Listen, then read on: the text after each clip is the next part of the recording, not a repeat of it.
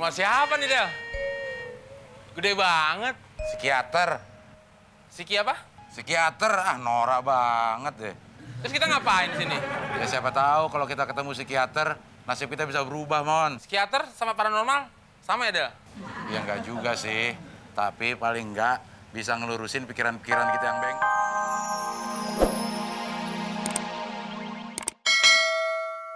Mon. Kurang asem. Iya. Saudara kenapa kurang asem ya? Gimana?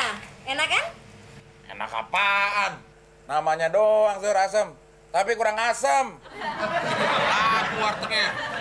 Kalau kayak gini, kita mau nuntut. Iya, kita mau nuntut. Lo pikir ini warteg bokap lo? Hah?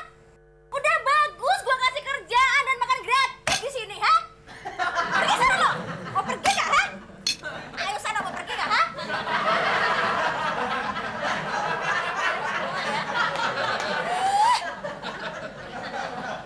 Ini gara-gara lo sih, Del. Udah untung dikasih makan gratis, pakai komplain segala.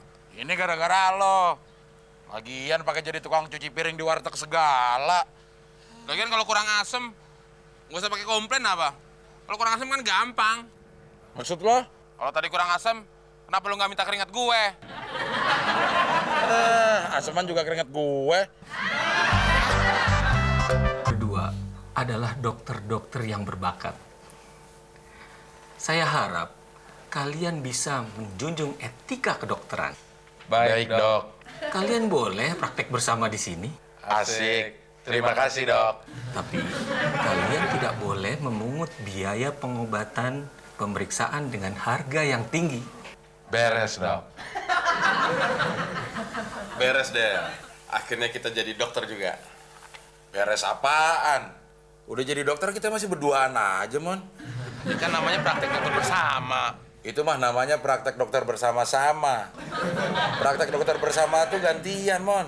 Lah kita berdua. Masa kita dua pasiennya satu? Nah, biar kelihatan kita kayak dokter beneran nih, Del. Gue mau nanya sama lu, Del. Bagian tubuh mana dari bagian tubuh kita yang tidak pernah basah? Bagian mana? Semuanya basah, Mon, kalau disiram. Ada yang nggak pernah basah. Apaan? Tulang kering. Udah jadi dokter masih jayus aja lo, Mon. Pokoknya kita harus bisa cari duit banyak, Mon. Ya iya dong. Jadi dokter masa nggak jadi kaya?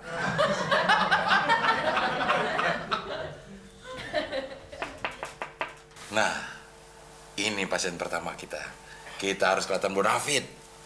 Kita harus pasang tarif yang tinggi. Iya. Mana Del? Nggak datang-datang. Pintunya di belakang.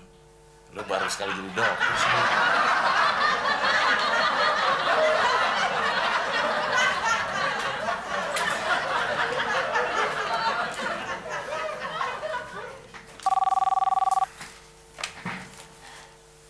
Oh iya Pak. Kami jamin sembuh. Iya, Pak. Kita juga nggak menyangka kalau Bapak bisa secepat ini sembuhnya. Biaya pengobatannya relatif murah. Cuma 2,5 juta. Oh iya, pasti. Ya, jadi biaya pengobatan relatif murah kan, Pak? Cuma 3 juta. Ya, kalau ada famili-famili yang sakit, bawa ke sini, Pak. Dijamin sembuh. Iya, Pak. Maaf Pak, tunggu sebentar ya. Maklum, kami berdua dokter super sibuk. Ya, ya. Yuk. Jadi, Bapak sakit apa? Sudah berapa lama keluhannya Pak? Sudah kemana aja, Pak, berobatnya, Pak? Kalau soal sakit, serahkan saja pada kami. Kita periksa deh, bagian mana sakitnya. Keluhannya apa Pak? Keluhan saya tuh ini. Saya kesini bukan mau berobat, tapi saya mau menagih tunggakan rekening telepon.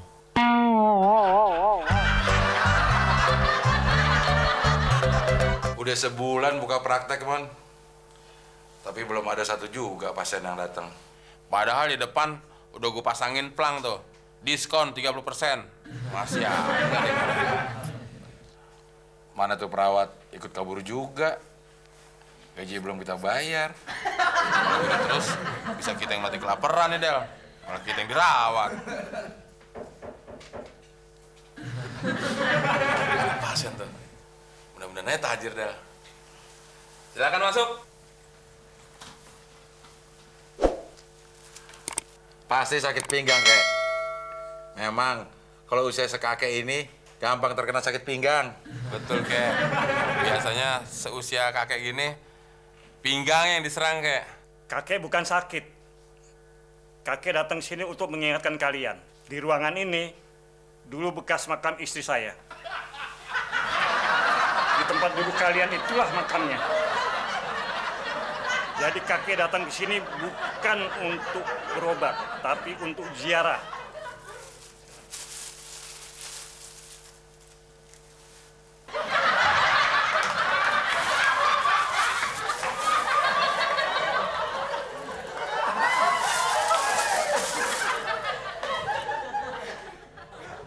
Nggak sekalian air mawar, Kek.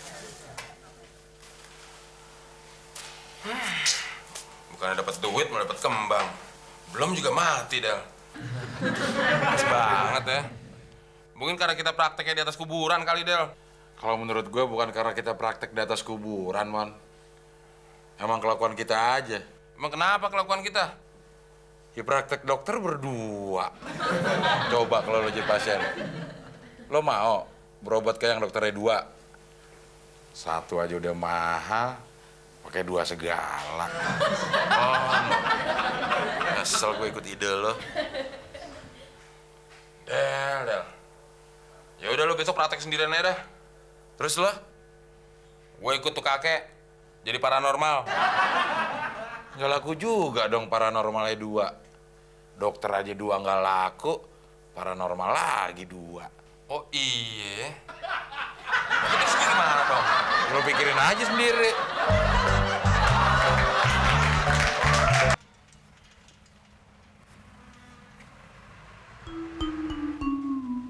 Rumah siapa nih, Del? Gede banget. Psikiater. Siki apa? Psikiater, norak banget deh.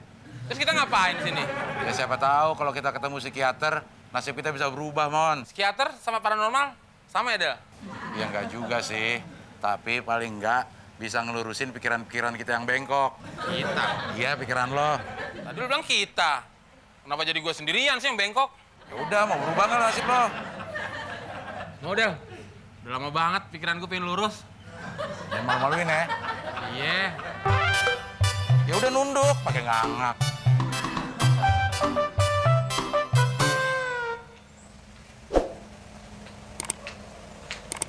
Psikiater, bohong lulu. Katanya dalam bulan-bulan ini saya akan mendapatkan suami. Tapi kok sampai sekarang malah menjanda terus. Kenapa tuh, Del? Ya, namanya juga orang, Mon. Beda-beda nasibnya. Ada yang ganteng, ada yang jelek, ada yang cakep, ada yang hancur. Kenapa bedanya di gue mulu sih? Makanya lo mau berubah nggak? Mau. Yuk. Jadi begini, Bu Sik. Kok busik sih? Kan Bu psikiater. Dokter aja panggilnya dok. Udah gua aja ngomong. Malu-maluin aja lo. Begini loh, Bu. Kami berdua ini sedang dilanda ketakutan dosa kesombongan, Bu. Kenapa kalian berkata seperti itu? Karena saya setiap pagi waktu bercermin, saya lihat wajah dan tubuh saya, ternyata saya ganteng dan maco, Bu.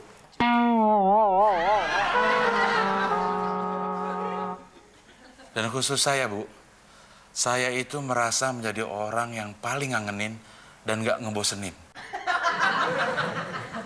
Tapi kenapa orang-orang bilang kami jelek ya, Bu? Kami jadi malu menilai diri sendiri.